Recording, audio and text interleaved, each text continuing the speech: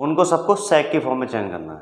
किस किस को? साइन को सेक की फॉर्म में, कोस को सेक की फॉर्म में, टेन को सेक की फॉर्म में, कॉट को सेक की फॉर्म में और कोसेक को सेक की फॉर्म में, है ना। सेक तो सेक है ही। चलिए तो हम करते हैं सबसे पहले sine in term of sec A. ठीक है, सबसे पहले साइन क्या आता है? Sine A in term of sec A. अब देखते हैं साइन ए को सेक ए में कैसे कन्वर्ट करेंगे। मैंने बताया था आपको किसी को भी किसी में कर सकते हैं, तो जब किसी को किसी में कर सकते हैं तो साइन को भी कर सकते हैं सेक में। देखिए कैसे कैसा होगा। वी नो दैट, आइडेंटिटी वही यूज होनी है तीनों, है ना, वो याद रखनी है आपको। वी नो दैट एक आइडेंटिटी सबसे पहले वाली क्या बताई थी मैंने? ये बताई थी आपको, sine square A plus cos square A is equal to 1। Cos को sine square A plus cos square A क्या होता है? 1 के बराबर होता है। इसी का हम यूज करेंगे साइन की value in term of sec में। तो सबसे पहले साइन वाला पोर्शन एक तरफ कर लेते हैं, बाकी वाला सेम रहेगा। साइन इधर है और कॉस स्क्वायर है, जब मैं इधर राइट साइड में लेके जाऊंगा तो कैसा हो जाएगा? माइनस में हो जाएगा। कॉस स्क्वायर है, कोई दिक्कत? नो। फिर मैं क्या करूंगा, साइन ए का रूट हटा लो, वो स्क्वायर, साइन ए खाली साइन ए हो गया, अंडर वो स्क्वायर हट गया। फिर इधर स्क्वायर हटेगा तो इधर क्या क्या लगेगा? रूट लगेगा। 1 माइनस कॉस स्क्वायर ए। कोई मसला? नो। फिर मैं क्या कर रहा हूँ, अभी साइन ए कॉस में है, हमें जानना है साइन ए सेक में।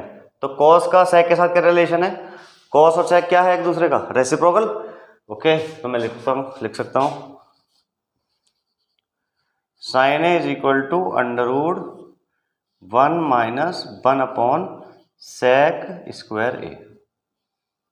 ठीक है, कॉस स्क्वायर ए को 1 अपॉन सेक स्क्वायर ए कर लिख सकता हूँ, कोई बात नहीं, लिख सकते हैं।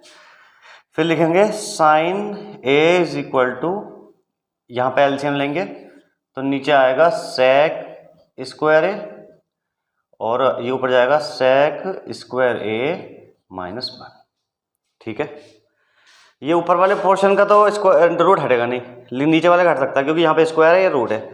तो मैं आगे लिखूंगा sine A is equal to under root sec square A minus 1 और नीचे वाला खाली सेक ए।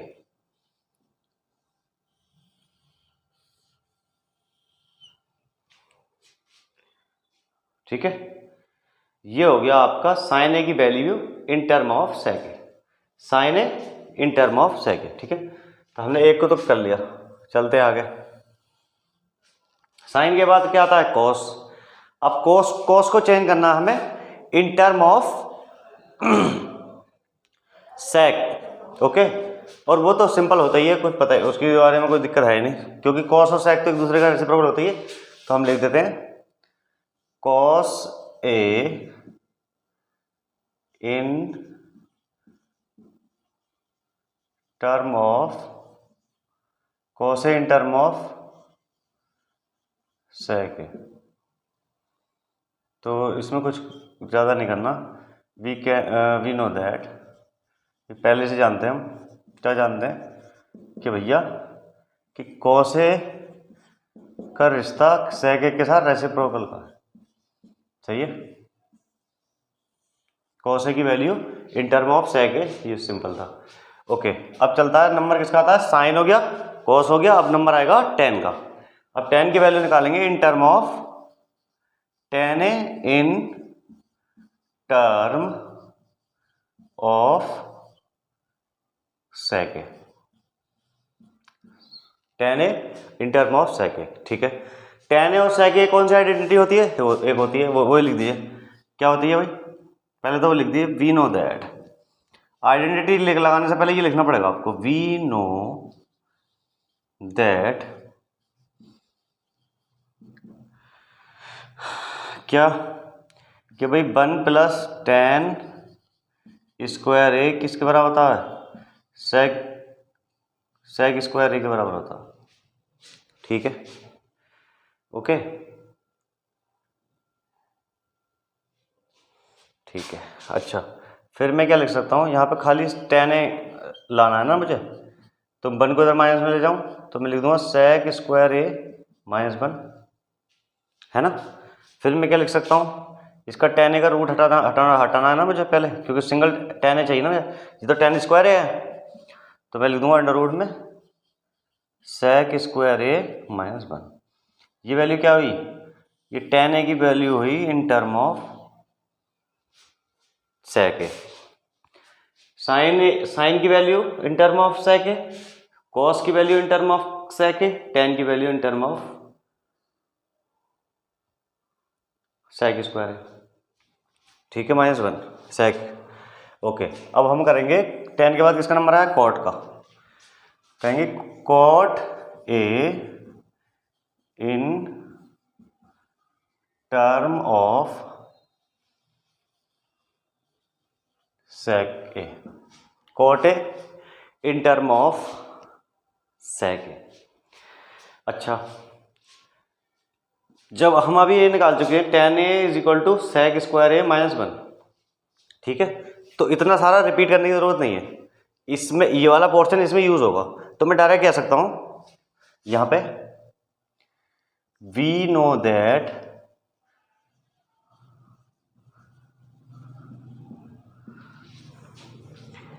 क्या होता है, tan a जो होता है वो क्या होता है, जो अभी हमने अभी निकाला है, जैसे खाली सिंगल sec a का पूछे अगर वो, तो आपको यहां से करना है पूरा, ठीक है, क्योंकि मैं पहले से कर चुका हूं, इसका मैं यूज कर रहा हूं यहाँ पे, ठीक है। तो tan a is equal to क्या जानते हैं हम, sec स्क्वायर a माइनस 1, ठीक है। अब इसका आगे का पोर्शन और कर लीजिए, ठीक है, इसमें ये ऐड है, ये वाला पोर्शन इसमें है, ठीक है। अब tan a क्या होता है,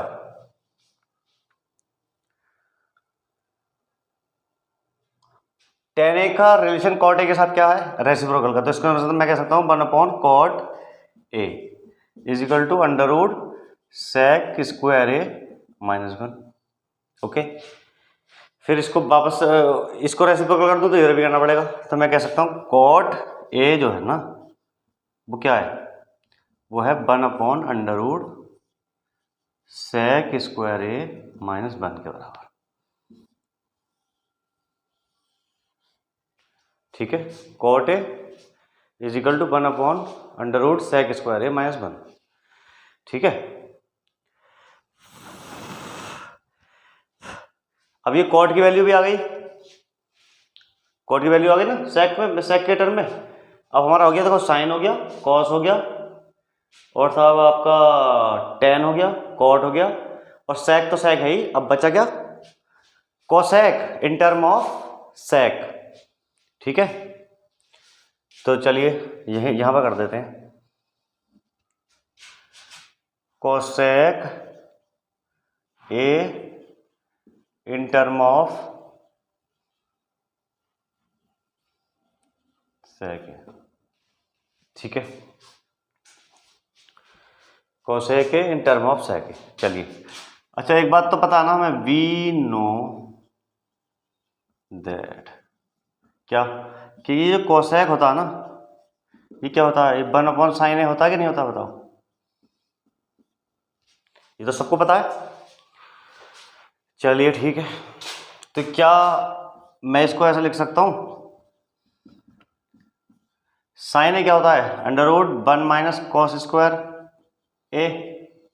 ये कहां से आया, ये फर्स्ट आइडेंटिटी से आया, जो आइडेंटिटी क्या होती है, sine square A plus cos square A is equal to 1।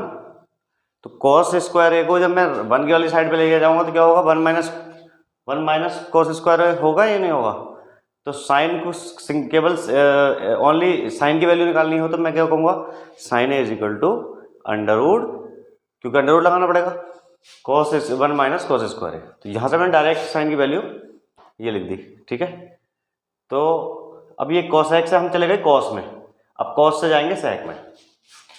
Cosec A is equal to 1/√1 minus cos A को लिखता हूँ सेक में 1/sec स्क्वायर ए।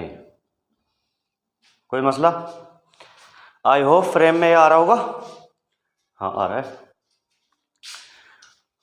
फिर से लिखिए cosec A is equal to 1/√। अब देखिए जरा, सेक ए का जब मैं बोलूँगा एलसीएम तो क्या होगा, सेक स्क्वायर ए तो रहेगा ये एलसीएम, यहाँ हो जाएगा सेक स्क्वायर ए -1। ठीक है, ओके। यहाँ से क्या आएगा, यहाँ से वैल्यू आएगी आपकी, इससे आगे मैं बढ़ूँ तो ये होगा 1/√, सेक स्क्वायर ए -1 और अपॉन में सेक, खाली सेक ए, क्योंकि ऐसा अंडररूट में है ना ये सेक स्क्वायर है, और ये अंडररूट से स्क्वायर जाएगा, सेक बचेगा।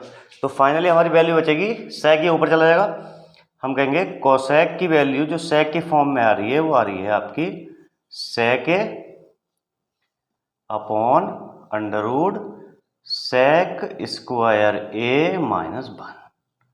ये वैल्यू हो गई आपकी कोसेक की value in term of sec. Cosec A is equal to sec A upon under root sec square A -1। ये वैल्यू हो गई आपकी। तो देखिए हमने सारे के सारे कर लिए।